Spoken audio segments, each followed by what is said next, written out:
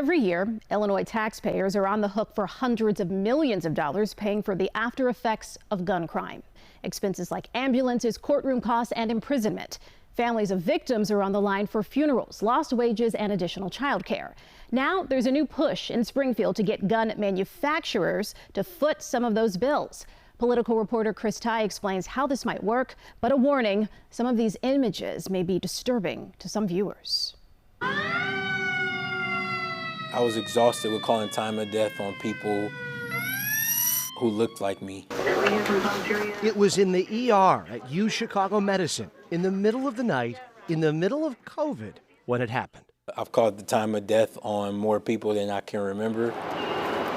Violence was spiking. Dr. Anthony Douglas was face to face with Chicago's gun violence victims in their final moments. There's nothing that really prepares you mentally, emotionally for when 8-year-olds, 10-year-olds, 13, 16, 24, 60-year-olds look you in the eyes and ask you, are they gonna die? Those things stick with you. You know, you don't forget, being soaked in other people's blood at the end of the night. So he began to sketch out an idea where gun makers whose products are involved in an accident or homicide pay into a state victims fund, a fund paid for by gun makers, then paid out to cover costs the taxpayers and victims' families currently pick up. Medical care, law enforcement, judicial costs, funeral and burial expenses. The idea has gained steam and has now become this, what's known as the Rifle Act. We just need it now to be. Now awaiting a vote in Springfield, it would have helped loved ones like Trevon Bosley.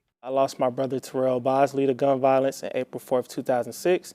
He was a gospel bass player who was shot and killed at church getting ready for band rehearsal. He's helping push the bill through Springfield. If successful, advocates say gun makers would pick up 7% of the overall cost of gun violence in Illinois. As it stands, they currently, don't pay anything, while us as taxpayers not only pay the emotional burden, but we pay the financial burden as well. This industry socializes the public costs, but privatizes the profits. Opponents of the Rifle Act, including the NRA, say it's unfair to make manufacturers pay, especially in cases where firearms are legally purchased, then illegally sold and used for crimes.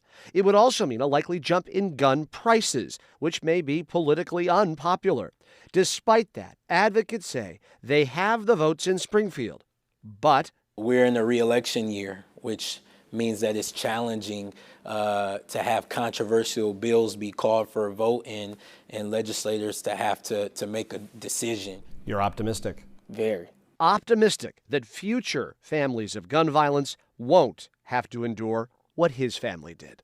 What would your brother think about this? I think my brother would be super excited to know that his little brother is continuing the fight and trying to make sure other families don't go through the same experience. If this gets approved, it would be the first program of its kind anywhere in the country. Advocates are hoping to get this in under the legislative deadline this session, which would be May the 31st. They're hoping to put pressure on Senate President Don Harmon to make that happen. In the Loop, Chris Ty, CBS News, Chicago.